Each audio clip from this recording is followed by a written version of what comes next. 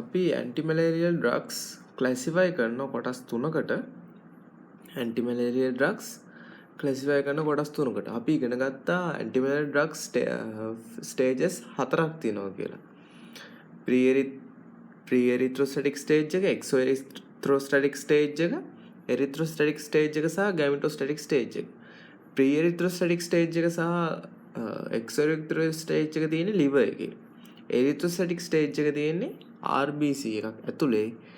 ගෑමටෝස්ටැටික් stage එක තියෙන්නේ යා බ්ලඩ් වෙසල්ස් වල. එතකොට අපි මේ ට්‍රීට් කරන ඩ්‍රග්ස් කොටස් තුනකට බෙදෙනවා. එකක් තමයි හෙපටික් කියන්නේ drugs act on hepatic stage. Drugs act on hepatic stage. කියන්නේ liver එකට ඇක්ට් කරන ඩ්‍රග්ස්. තව බෙදෙනවා ඩ්‍රග්ස් ඇක්ට් ඔන්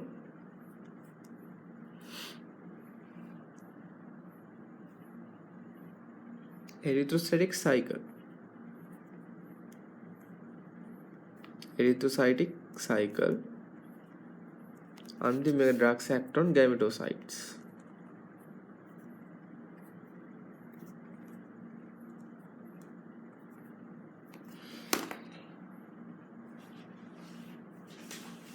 අපි නැවත බැලුවොත් මේක අපිට පේනවා මේ මැලේරියා සයිකල් එක ෆේසස් හතරකින් එන්නේ. ඒක තමයි ප්‍රී එරිත්‍රොසයිටික් ස්ටේජ් එක, එරිත්‍රොසයිටික් ස්ටේජ් එක, ප්‍රී එරිත්‍රොසයිටික් ස්ටේජ් එක, එක්සෝ එරිත්‍රොසයිටික් ස්ටේජ් එක, එරිත්‍රොස්ටැටික් ස්ටේජ් එක සහ ගෑමටෝස්ටැටික් ස්ටේජ් එක. අපිට මේ දෙකෙන් පේන එරිත්‍රොසයිටික් ස්ටේජ් එකයි එක්සෝ එරිත්‍රොසයිටික් ස්ටේජ් එකයි දෙකම තියෙන්නේ liver එකේ. කියන්නේ මුලින්ම ඩ්‍රග්ස් දෙන්න ඕන අපි හෙපටික් ඩ්‍රග්ස් යනවා හෙපටික් සයිකල්. හෙපටික් සයිකල් එකේ ඇක්ට් කරන ඩ්‍රග්ස්. හරිද?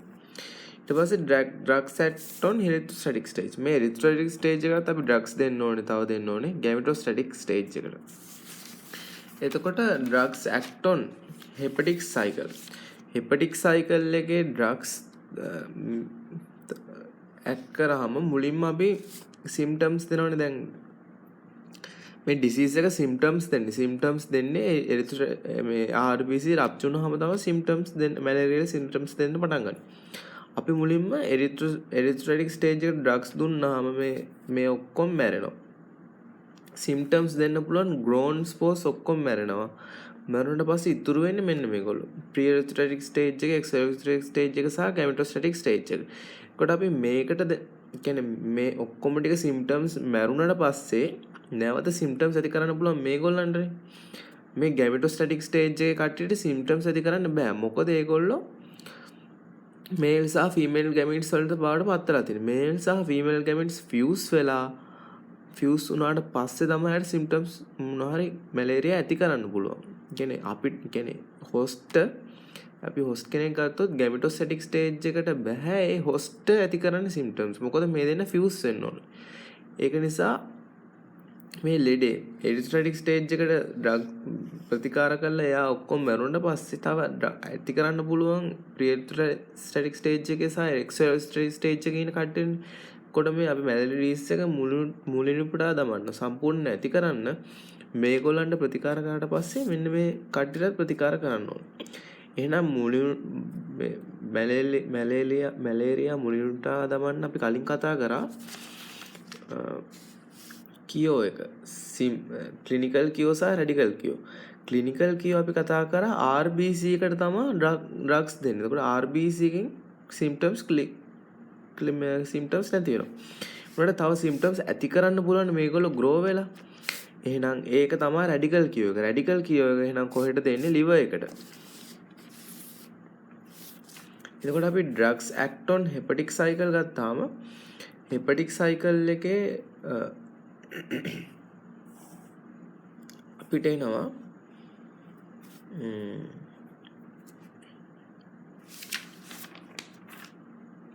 කොටස් දෙකකට බෙදන්න පුළුවන්. රැඩිකල් කියෝ. රැඩිකල් කියෝ කියන්නේ මම කිව්වා ප්‍රී එරිත්‍රොස්ටැටික් ස්ටේජ් එකයි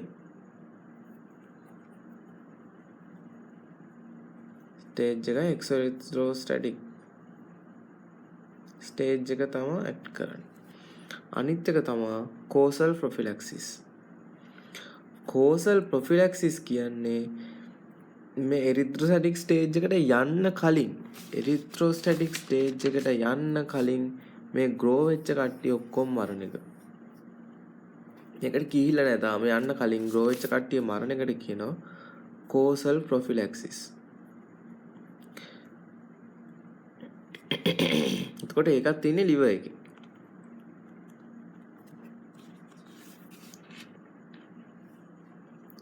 එතකොට මේකට දෙන්න පුළුවන් ඩ්‍රග්ස් රැඩිකල් කියවකට දෙන්න පුළුවන් ඩ්‍රග්ස් ඒ කියන්නේ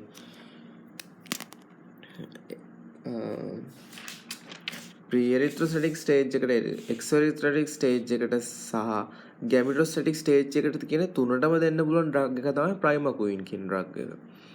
ප්‍රීඑරිත්‍රොසැටික් ස්ටේජ්, එක්සොරිත්‍රොටික් ස්ටේජ් සහ ගැමිටොස්ටැටික් ස්ටේජ් කියන තුනටම දෙන්න පුළුවන් ඩ්‍රග් එක තමයි ප්‍රයිමකුයින් කියන ඩ්‍රග් එක. ප්‍රයිමකුයින් කියන ඩ්‍රග් එක කන්ට්‍රාඉන්ඩිකේටඩ්. ඒකවල දෙන්නේ නැහැ ප්‍රෙග්නන්සි එකේදී සහ ග්ලූකෝස් G6PD ඩිෆිෂන්සි එකදී දෙන්නේ. එහෙනම් මේ රැඩිකල් කියෝ සහ කෝසල් ප්‍රොෆිලැක්සිස් එක දෙකටම දෙන්න පුළුවන් ඩ්‍රග් එක තමයි ප්‍රයිමකුයින් කියන එක.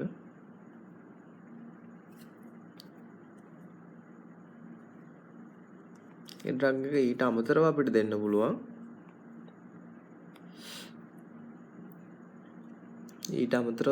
ඩ්‍රග්ස් මේකේ දාලා තියෙන ඩ්‍රග්ස් තමයි ප්‍රෝගුයිනින් සහ ඩොක්සසයික්ලින්. ප්‍රෝගුයිනින්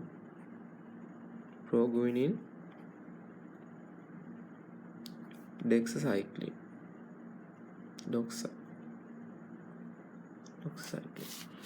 ඊළඟට අපි කතා කරන්නේ ඩ්‍රග්ස් ඇක්ට් ඔන් එරිත්‍රොසැටික් ස්ටේජ් එක.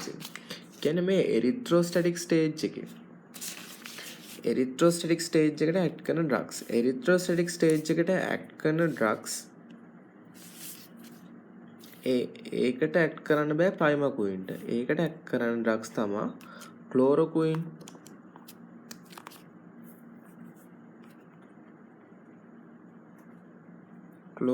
ඇක්ට් කරනවා. තව කොහොමද කුයිනින්, මෙෆ්ලොකුයින්,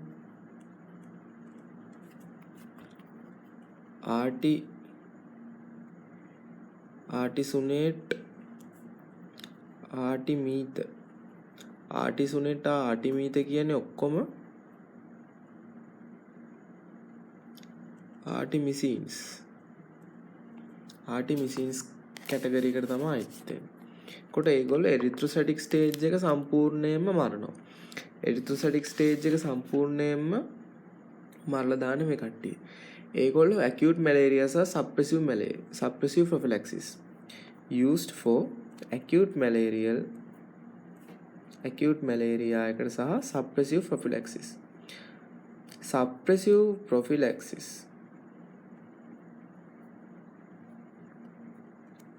suppressive prophylaxis අපි මෙතනදිත් කතා කරා. causal prophylaxis අපි කතා කරා causal prophylaxis එක liver එකේ pre-erythrotic stage එකේ ඉන්න කට්ටිය සහ suppressive prophylaxis කියන්නේ මේ මෙතන ඉන්න කට්ටිය මේකට තාම ඇවිල්ලා රප්චර් කරලා නැහැ. ඒ කට්ටියට තමයි suppressive prophylaxis කියන්නේ. එතනට ඇක්ට් කරන්න පුළුවන් කට්ටිය. අන්තිම එක තමයි drugs act on gametophytes. gametophytes වලට ඇක්ට් කරන්න පුළුවන් drugs තමයි primaquine, ආටිමිසින්ස් තමයි ඇක්ට් කරන්න පුළුවන් drugs. එතකොට drug classification එක අපි කොටස් බෙදුවා තුනකට. කොහොමද drugs classification එක බෙදුවේ? drugs can act on hepatic cycle, drugs can act on erythrostatic cycle and drugs can act on gametostatic cycle. drugs act on hepatic cycle අපි hepatic cycle එකේදී act කරන drugs තිබ්බන දෙකක් තමයි pre-erythrocytic stage එකේ ඉන්න කට්ටිය, exoerythrotic stage එකේ ඉන්න කට්ටිය සහ grow වුණ කට්ටිය. හරිද? එතකොට ඒගොල්ලෝ කියන්නේ erythrocytic stage එක සම්පූර්ණයෙන් මැරුවට පස්සේ ඉතුරු වෙන්නේ liver එකේ ඉන්න කට්ටියනේ මේගොල්ලෝ. pre-erythrocytic, exoerythrotic සහ මේ grow වෙච්ච කට්ටිය. මේගොල්ලෝ grow වෙච්ච කට්ටිය liver එක ඇතුලේ ඉන්න grow වෙච්ච කට්ටිය මරණවට කියන මේ කෝස් එක කෝසල් ප්‍රොෆිලැක්සිස් සහ රැඩිකල් කියෝ. කෝසල් ප්‍රොෆිලැක්සිස් සහ රැඩිකල් කියෝ ප්‍රියස්ට්‍රෙස් සහ එරිත්‍රොටික් ස්ටේජ් එක. හරිද? ඊට පස්සේ එරිත්‍රොටික් සයිකල් එක මරණ කට්ටිය මේගොල්ලෝ සප්‍රෙසිව් ප්‍රොෆිලැක්සිස්. තාම සප්‍රෙසිව් ප්‍රොෆිලැක්සිස් කියන්නේ තාම ලෙඩේ හැදිලා නැහැ, හැදෙන්න පුළුවන් කට්ටිය ඉන්නේ. කොළන්ට දෙන ඩ්‍රග්ස් මේවා ගැමටෝසයිටික් ස්ටේජ් එකට දෙන ඩ්‍රග්ස් මේවා. ගැමටෝසයිටික් ස්ටේජ් එකට දුන්නට පස්සේ මේගොල්ලෝ තවදුරටත් හැදෙන එක ට්‍රාන්ස්මිෂන් වෙන එක වළකිනවා. ඊට පස්සේ ප්‍රධාන ඩ්‍රග්ස් අපිට කොටස් 5ක් ගැන කතා කරනවා. එකක් තමයි ක්ලෝරෝකුයින්. ක්ලෝරෝකුයින් කියන එක්කෙනා ඇත්තටම ගන්න ප්ලාස්මෝඩියම් වයිවැක්ස්ට. මේගොල්ලෝ ප්ලාස්මෝඩියම් ෆැල්සිෆරම් කියන කට්ටියට රෙසිස්ටන්ට්. හරිද? active against blood forms and gametocytes. blood forms වල gametocytes වලට නෑ active. මේගොල්ලෝ. කොට අපිට gametocytes එකට දාගන්න පුළුවන් එහෙනම් ක්ලෝරෝකුයින් දාගන්න පුළුවන්. කොට මෙයා කියනවා මේගොල්ලෝ කොහොමද මරන්නේ? concentrated with parasite containing red blood cells. ඒකට ක්ලෝරෝකුයින් ඇක්ට් වෙන්නේ මෙයා ක්ලෝරෝකුයින් ගිහිල්ලා මේ එරිත්‍රොයිටික්ස් කියන්නේ මේ RBC කියන්නේ parasite in RBC එකේ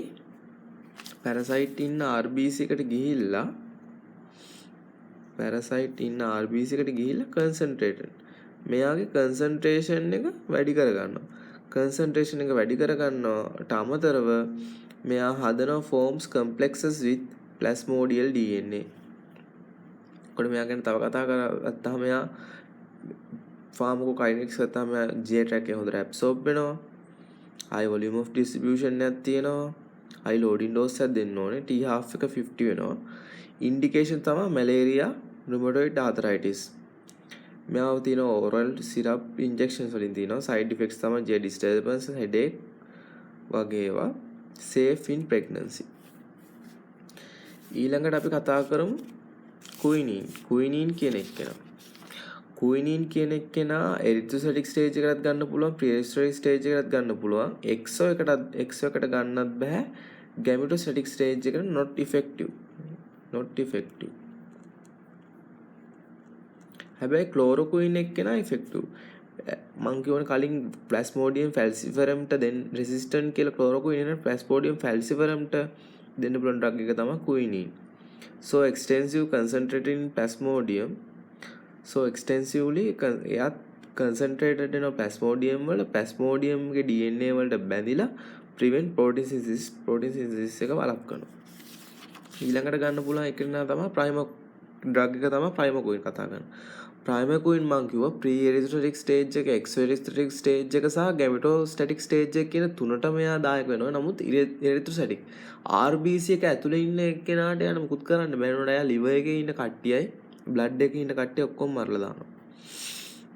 එයාව අපි මරලා දානවා. එයා contraindication. එයා pregnancy එකේදී සහ children under 1 year the infants ලට එයා contraindicated. Side effects nausea, vomiting, abdominal pain, methylhemoglobin anemia, hemolytic anemia. ඒ වගේ ඒවා ගන්න පුළුවන්. ඊට පස්සේ අපි කතා කරමු artemisinin combination therapy. artemisinin combination therapy ගත්තාම artesunate, artemether වගේ artemisinin derivatives තමයි ඇතුළත තියෙන්නේ. artemether කියන්නේ මේ ඇත්තටම මේ drug එකේ artemether සහ lumefantrine තියෙනවා.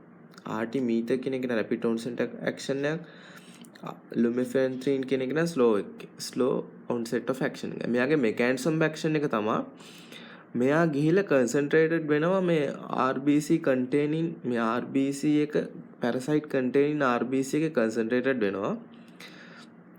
මේ